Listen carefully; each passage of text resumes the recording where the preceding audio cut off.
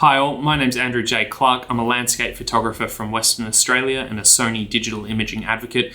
And if you shoot landscapes on Sony Alpha cameras, you're in the right place.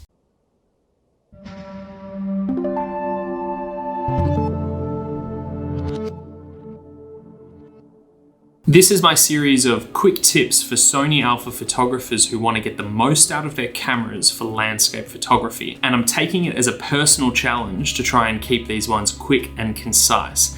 If I'm failing to do so, let me know in the comments below. I do have one quick announcement though, so jump forward to this time if you want to go straight to the tip.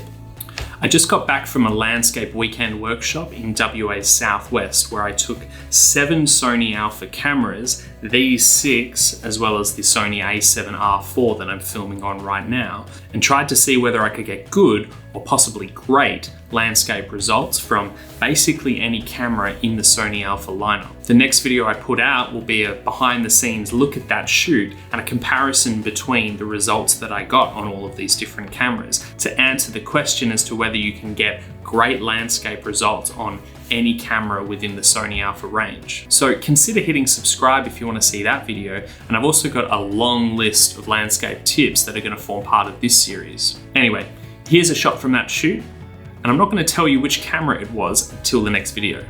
Okay, the quick tip for today is how to turn on and how to use the histogram on Sony Alpha cameras to make sure that you nail your exposure and maximize your dynamic range with every single shot.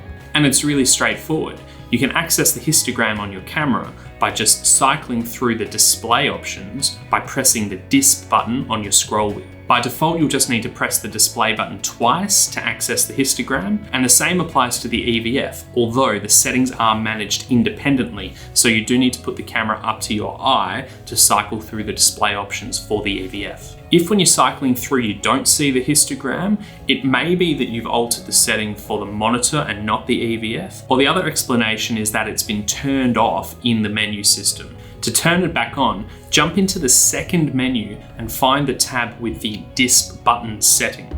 From there, just make sure that the histogram item is checked for both the EVF and for the monitor. Okay, but what does the histogram show you and how do you use it to make sure you're nailing exposure? The histogram shows you essentially a bar graph from all of the exposure levels available to your sensor, from true black all the way to true white. And the key to maximizing your dynamic range is to make sure we don't have clipping, i.e. true black or true white, at either end of the histogram. There's a common misconception that there's an ideal histogram with a large peak in the center of the dynamic range, i.e. in the midtones. But not every scene that you come across is balanced with a lot of midtones. If you're faced with a scene which has a lot of highlights or a lot of dark shadows, you would expect the histogram to reflect that. Even worse, if you're faced with a high contrast scene, like we often are in landscape photography, with a peak at both the dark side and the bright side of your image, if you try and force one of those peaks into the midtones, you're going to cause clipping at the other end of the spectrum. So with all that said, if you can get a nice spread of information across the dynamic range without clipping, go for that. But if the scene is too contrasty and you can't avoid some clipping, I would recommend slightly underexposing your image. Sony sensors tend to do really well at recovering shadows, and if there's a little bit of true black in my images, I often kind of like that. Okay, so the last question is why I like the histogram over other methods of metering your shot, and the simple answer is you get more information out of the histogram. If you're coming across from DSLR or even from film cameras, you might be more familiar with the concept of metering. And it's certainly true that a skilled photographer can use the various metering modes to nail their exposure. But the histogram just gives you so much more information at a glance, and it really tells you exactly what the tonal range in the image is like. And when you combine that with the live exposure preview on Sony's mirrorless cameras, you can essentially determine with a good amount of accuracy the exposure level of all of the elements in your image. One final note on using the histogram, the readout is affected by your creative styles, your picture profile, and other JPEG settings.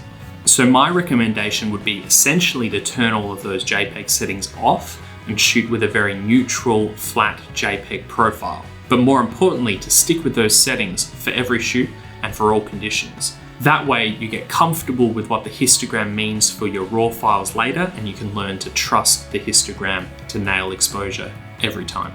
All right, that's it for the first quick tip, although I'm not sure it was that quick.